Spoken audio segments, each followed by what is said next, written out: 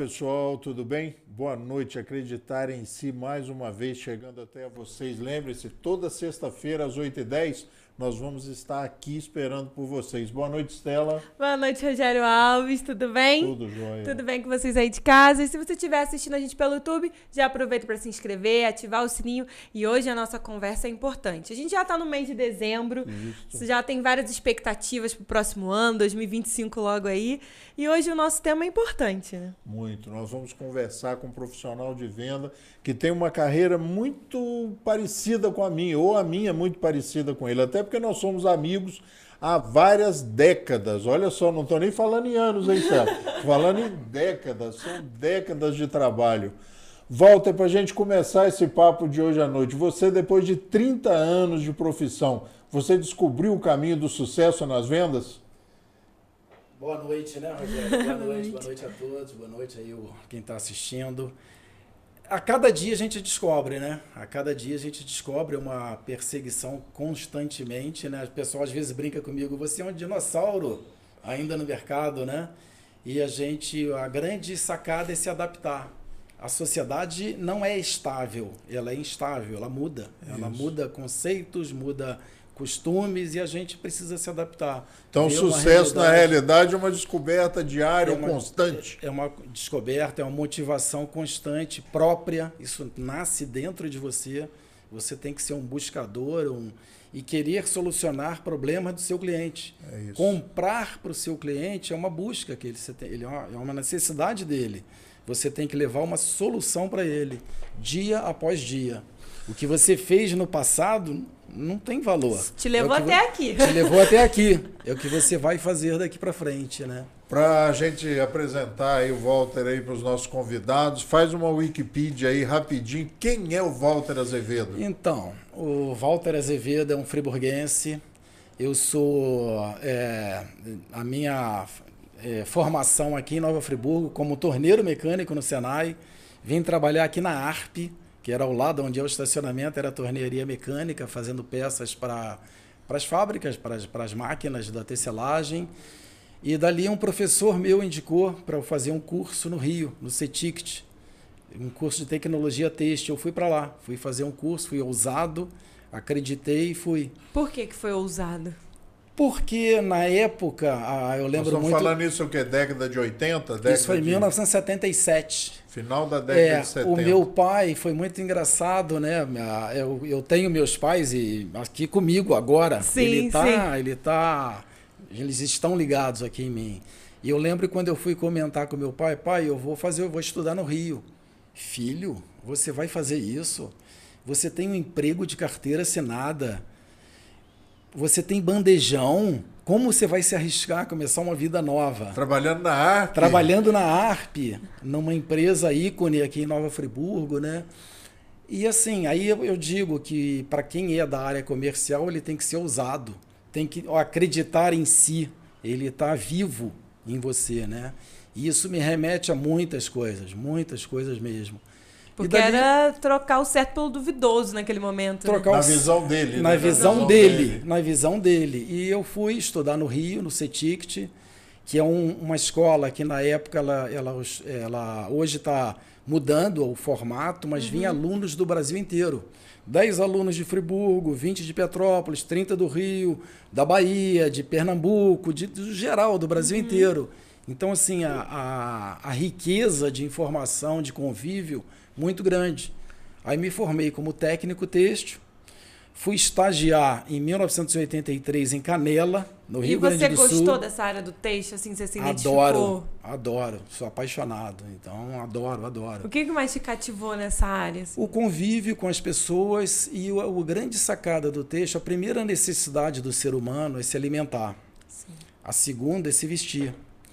E o vestir, você está produzindo algo que vai agradar, você vai massagear o ego da pessoa, né? Sim. Você se vestir bem, aquela roupa que você gosta. Eu falei, o Rogério me convidou para uma live hoje, eu vou botar uma camisa azul para combinar com meus olhos. Então a roupa faz isso, né? Ela comunica também parte de você, Ela né? comunica. E assim, nessa minha carreira, né, que está longa, porque depois de Canela, no Rio Grande do Sul, onde eu fui estagiar, Eu fui trabalhar em Jaraguá do Sul, numa empresa que só fazia bainha, cama, mesa e banho. Sim.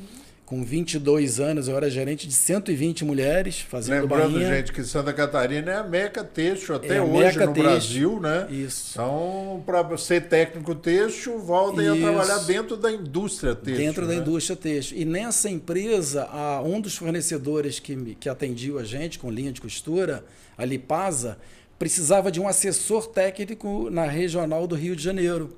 O assessor técnico é aquele que dá uma assessoria para a equipe de vendas. Sim, então eu comecei na área comercial. Resolve os problemas. Resolve né, os problemas. Problemas técnicos, linha não está funcionando bem. Não Orientação de consumo, linha adequada, regulagem de máquina. O banco de informações ali que... O banco de informação e um grande olhar para a equipe comercial. Porque suporte ali... para a equipe comercial. Isso. Né? E o Walter sempre muito curioso. O Walter teve sempre o perfil do Walter é ser curioso, ser crítico, olhar as coisas com um olhar diferente, né? Perfeito. Eu assim, o meu jeito, eu olho, tem as normas para você seguir, mas o meu jeito eu olho fora das normas fora também. Disso aqui, né? Então assim, olhar, né? aí eu fui para a área ajudar a área comercial da Regional Rio, que eu trabalhava Rio, Minas, Bahia, Sergipe, Espírito Santo. Na época que o Rio de Janeiro mandava na moda. E depois eu fui promovido, nessa mesma empresa Lipasa, eu fui promovido para gerente de produtos em São Paulo. Eu fui em 1990, eu fui promovido para gerente de produto. Aí eu ia desenvolver os produtos para a empresa. E como que foi esse momento para você? Então, foi muito interessante porque no dia 28 de fevereiro de 1990 veio o plano Collor de Mello. Todo mundo ficou com 50 pila no bolso. Eu estava numa empresa multinacional.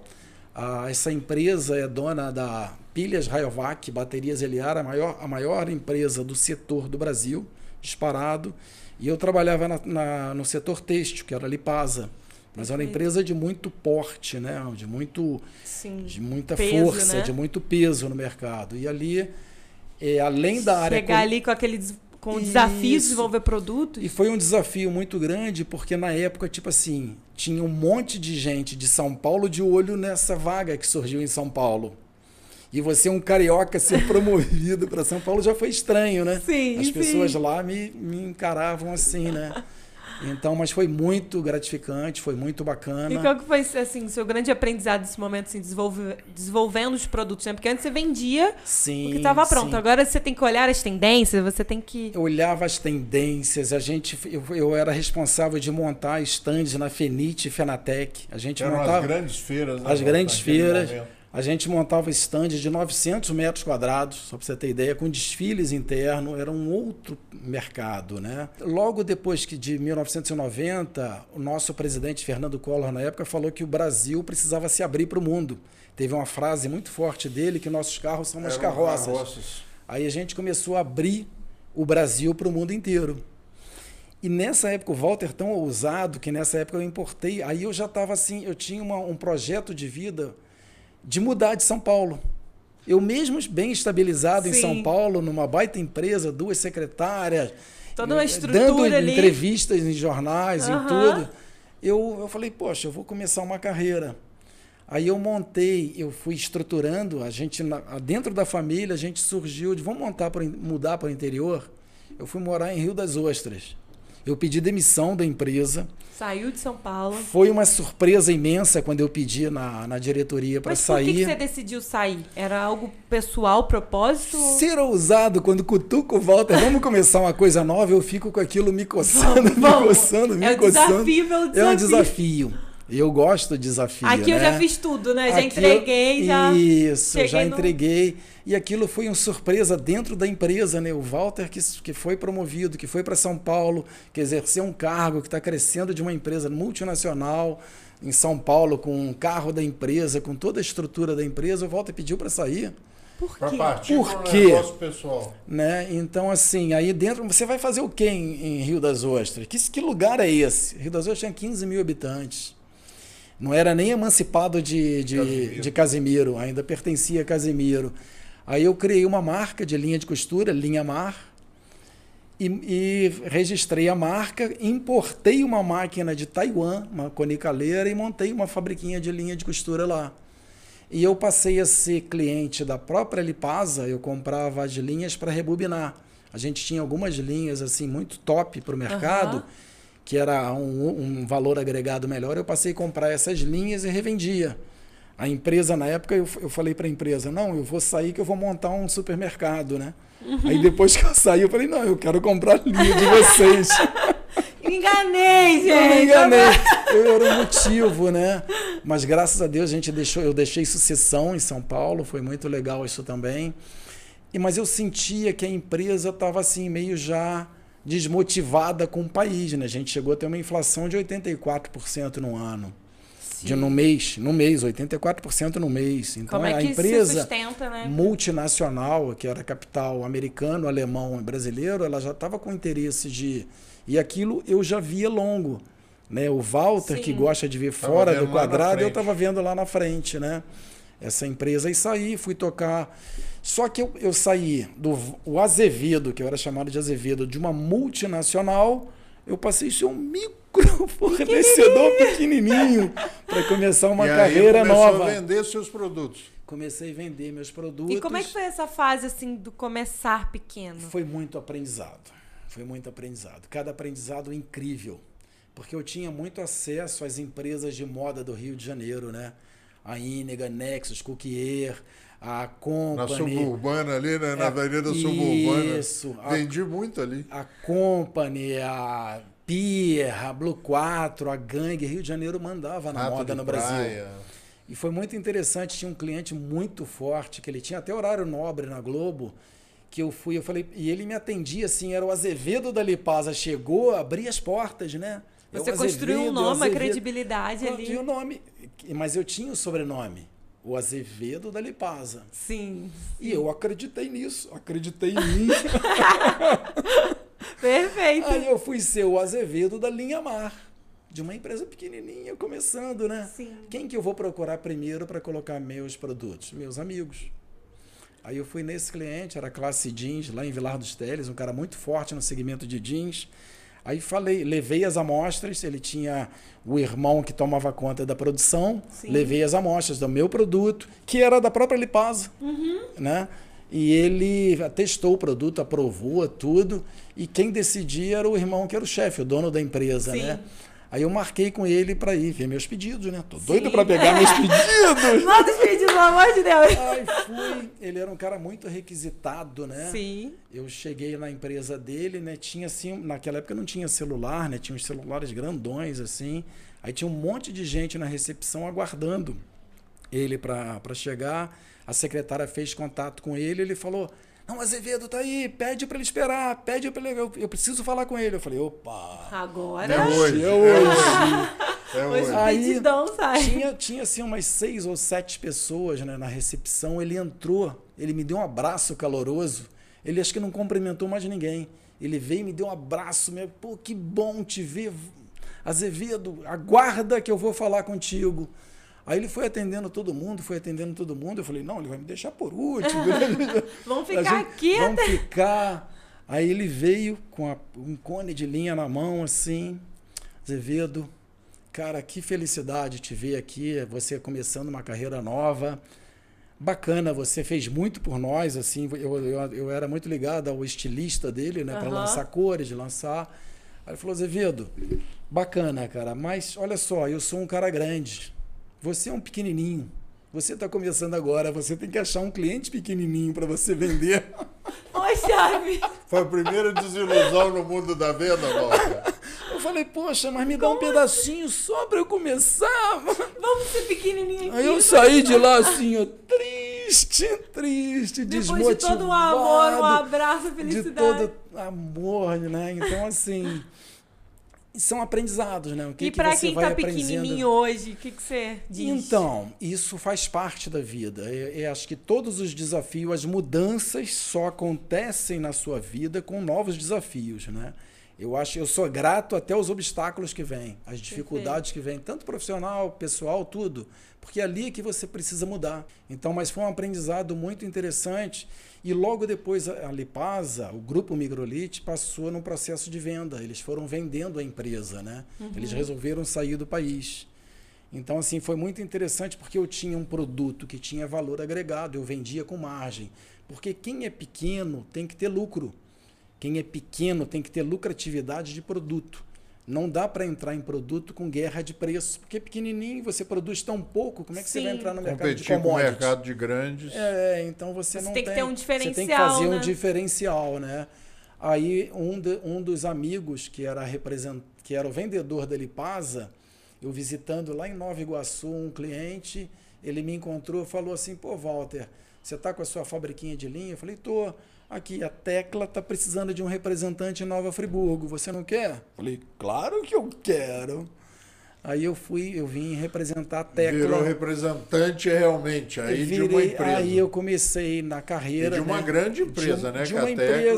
De uma empresa forte, que não tinha assim, um volume tão expressivo em Nova Friburgo, porque o público dela é muito elitizado. Então eu comecei a carreira de ser o representante ali. Foi algo assim então, que você não estava planejando, né? Eu não estava planejando, mas uma dificuldade que eu passei, né, com essa situação de montar minha empresa pequenininha, me obrigou a me mexer para ter um outro caminho, né? E a bagagem que eu tive profissional de estudar o ramo e entrar num ramo de ser representante dentro do ramo têxtil, para mim me ajudou muito. Conhecendo a parte técnica. Conhecendo a parte técnica, a parte né? técnica toda. Então foi uma escola muito interessante com a Tecla, né, nos elásticos. E eu visitava um cliente, né, que eu, constantemente nesse cliente encontrava sempre um rapaz que a gente conversava, e aí, tudo bem? Tudo alô? De vez em quando ele saía com um rolinho de tecido nas costas para entregar no cliente. Chegava num cliente, encontrava com ele, e aí, tá tudo bem? Esse rapaz é o Rogério. Muitos anos. De começo da década de 80 no ali, começo da década de tudo bem, construir uma amizade a longo 80, prazo. 92, 90, 93, 94. E ali a gente, logo depois, me ofereceram outras representadas, né? Veio a Doutex, que eu fui ser representante da Doutex. E numa FEVEST, o Rogério chegou para mim. Lá nas primeiras FEVESTs, lá das primeiras. O Rogério chegou, Walter, eu estou mudando meu formato de trabalho, eu quero buscar representação. Falei, Rogério, eu peguei a Doutex, vamos trabalhar junto? Aí o Rogério veio me dar um baita suporte, né? Trabalhamos juntos bastante tempo. Onway, né? Onway, Lycra Lingerie.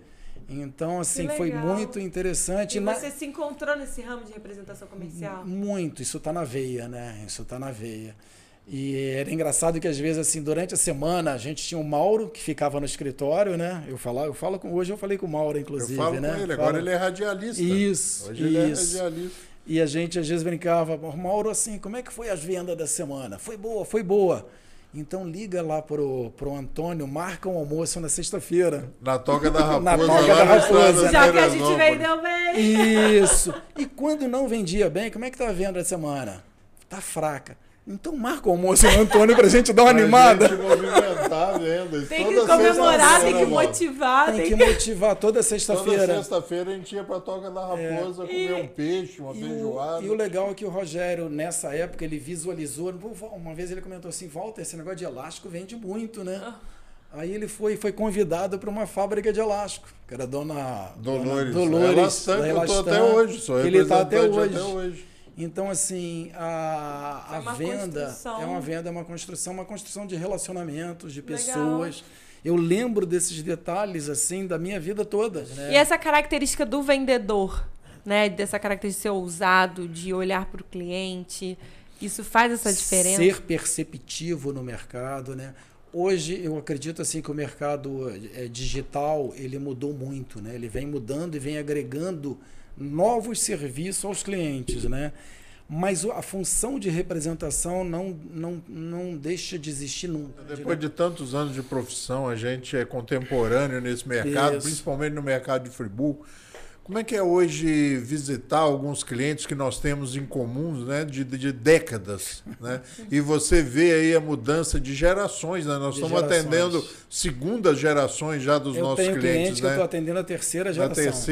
Cliente que é a terceira geração. O mercado mudou muito. Como é que é atender uma pessoa há 30 anos atrás e hoje atender o filho né? Ou neto. Ou neto hoje, né? como é que Ou é neto. isso? Eu acho que não é ser dinossauro, né? Porque o dinossauro foi extinto, né? Não se adaptou ao Eu novo acho mundo. que o grande segredo de ser um dinossauro e sobreviver é se adaptar às mudanças, né? A nova realidade A nova do mercado. realidade do mercado, né? Se adaptar a essa linguagem moderna, né? Antigamente, os clientes antigos gostavam de bater o papo, de conversar. Almoços, né? Almoço, Quantos almoços nós fomentamos isso, e promovemos, né? Já a segunda geração é muito prática, E né? objetivo. Muito prático, objetivo. Me manda aqui no Zap o teu estoque, tudo e assim. Eu não tiro mais pedido em talão, não existe mais isso, né? Pedido já vem no Zap. Mostruário digital. Mostruário digital, lançamento digital. E a terceira geração, que eu tenho um cliente que eu tenho na terceira geração. É nesse ritmo, né? Porque é a ferramenta de hoje em dia, né? E para você, qual que é o principal desafio, assim? É me adaptar, é trazer a modernidade para o meu dia a dia do Tá trabalho. aberto, né, Valdo? Aberto a essa mudança. Mas sem perder as minhas raízes, sem perder Essa essência, a minha né? lembrança. Que é isso que faz a diferença. Isso. A venda que eu fiz, ela está comigo. Ela está comigo guardada até hoje. Eu não desperdicei essa venda, ela está lá. Independente se eu atendo esse cliente hoje ou não, mas ele faz parte da minha vida. Verdade. Né? Então, assim, é muita gratidão, independente do tamanho do pedido, né? E por incrível que pareça, eu que girei o Brasil inteiro no setor têxtil, voltei para Friburgo, para Nova Friburgo, uma cidade que eu amo, que eu adoro e que tem um mercado têxtil forte, né? Que também vem sofrendo As mudanças, variações, né? né? Adaptações, porque isso não é para mim, são para todas as Para empresas, todo mundo que para está nesse todo mercado. mundo, né? Para todo mundo que está nesse mercado. Costumo dizer, Valdo, que o mercado de Friburgo já foi o mercado de lingerie, né? Hoje ele é um mercado de moda, né? Eu acredito que você, como eu, deve atender várias pessoas em outros segmentos, em outros setores da moda, né? Sim, sim. Porque hoje, antigamente, há uns anos atrás, era o 100% lingerie. Com esse meu jeito de olhar diferente, por exemplo, eu não vejo Friburgo como um mercado de lingerie. Para mim, Friburgo é um mercado de porta-joias. A gente vai vestir as joias desse Brasil afora, né? Então, assim, por que eu vejo isso? Porque aquela pessoa que está lá no interior, que está na periferia, que está na capital, quando vai comprar aquela lingerie de Friburgo, quando veste tem que sentir aquele prazer, né? Tem que sentir, não, vestiu bem, tá bonita, tá confortável. Valorizou, né? Eu estou satisfeita com essa compra. Então é isso que motiva, isso é que faz girar, né? E assim, essa transformação de indo para fitness, que foi muito forte, né? Sim. A gente ir para moda também. Agora é moda. E a praia, né, Valdo? A moda na parte de malha. Porque a moda para a parte plana, de tecido plano, maquinário é diferente, a forma de costurar, a mão de obra é diferente, né? Mas eu acho assim, o mercado ele não é estável, né? O mercado ele muda constantemente. Eu acho que o gostoso dessa profissão é isso, né, Walter? É você perceber a todo momento a mudança do comprador, do seu cliente, do mercado, ter esse feeling de perceber as mudanças e navegar nessas mudanças, né, sem ficar renitente, batendo o pé, falando, não, eu sou assim, eu não mudo, eu só vendo. Eu acho que isso faz a gente sobreviver depois de tantos anos, né? E assim, é muito legal que, por exemplo, na nossa característica de Friburgo, né? Friburgo é uma cidade que nasceu de uma forma muito ousada, né? De lá de colonizadores de Freiburg, na Suíça, que tem que ter muita coragem para vir para cá. Sim. Então eu vejo que o friburguense nato, ele é muito corajoso, ele é muito, né? Sim. A gente é forte no lingerie, a gente é forte em flores, segundo mercado de flores do Brasil. A gente é forte na parte de hortaliças orgânicas, que abastece o estado do Rio inteiro praticamente. Na metalurgia, a parte de sacoleiros, eu produzi aqui a minha peça. Pô, mas para quem que eu vou vender? Eu vou botar no carro, eu vou numa periferia, entregar na casa de alguém, deixar lá. Então é muita ousadia, né? Muita coragem. Verdade. E isso é muito... O friburguense tem essa característica, né? E a gente tem, assim, como vender mais? Eu acho que enquanto negócio, né? De uma visão estratégica de negócio e enquanto o vendedor ali na ponta, né? Eu acho que como vender... Você enquanto empresário, como vender mais? E você enquanto uma pessoa que faz essa abordagem, né, quais são as características que essas pessoas podem ter, ou esses conhecimentos que as pessoas podem adquirir, desenvolver para ter maiores resultados? Eu acho que é exatamente isso. Tá muito atento na sociedade, né? Para que caminho a sociedade está indo nos consumos, né? Na forma de consumo, e alinhar essa necessidade que a sociedade vem buscando com a característica que você tem de produzir aquele produto, né? Às vezes não adianta só olhar o outro, pô, aquele rapaz montou uma confecção, tá vendendo pra caramba, eu vou fazer também. Isso é coisa do passado, não dá mais. Ou então você vendedor, volta a ganhar dinheiro vendendo, eu vou virar vendedor, né? Um menino até um dia me perguntou, poxa, o que eu faço para ser representante? Falei, olha, o seu patrão, que é a representada que você vai representar, que vai dar as normas. Você está vendendo o produto dele. Então você tem que aceitar as normas dele. Mas ele não vai te pagar nada. Quem vai te pagar é o seu cliente. Sim. Então você tem que, com as normas dele, achar um produto que possa satisfazer o teu cliente e fazer o ganha-ganha. O seu cliente tem que estar satisfeito com o teu trabalho e ele ganhar, porque aí você vai ser remunerado. É um trabalho de mão dupla, né? É um trabalho de mão dupla. A comissão está embutida no preço ali, né? Então, quem me dá as ordens é minha representada, mas quem me paga é meu cliente. E agora, né? Como fazer essa mágica da negociação? E o representante comercial é aquele que sai para buscar sempre o sim. Eu vou buscar o sim do meu cliente e eu também tenho que buscar o sim da fábrica. Porque a fábrica, às vezes, ela quer vender pelo melhor preço e menor prazo. E o cliente, às vezes, quer comprar por um preço melhor com prazo mais longo. Então, eu tenho que ajustar essas coisas. Adequar ali, criar uma forma possível de negociar. Então, por isso que eu acho que o representante, a pessoa nata para ser representante, primeira coisa é gostar de pessoas. Gostar de lidar com pessoas, né? Visualizar a sociedade, que caminho que ela está tomando, né? Para consumir, que tipo de produto, né? Verdade, ter esse olhar atento. Ter esse olhar atento ao mercado, tanto o representante quanto aquele que produz o artigo, né? Perfeito. Então, nós já estamos sendo alcançados pelo horário, meu amigo. Queria que você deixasse ali um recado aí para aqueles que estão pensando em começar a vender. Um recado rápido para eles, o que fazer, Walter, realmente hoje no mercado para virar representante. Eu quero ser representante. Como é que se faz isso hoje no mundo atual? O mercado precisa de muitos representantes. Porque está muito difícil. E acreditar em si muito, né? Ser ousado e ter a coragem de sair, bater na porta, né? Visitar o cliente, bater na porta e oferecer soluções.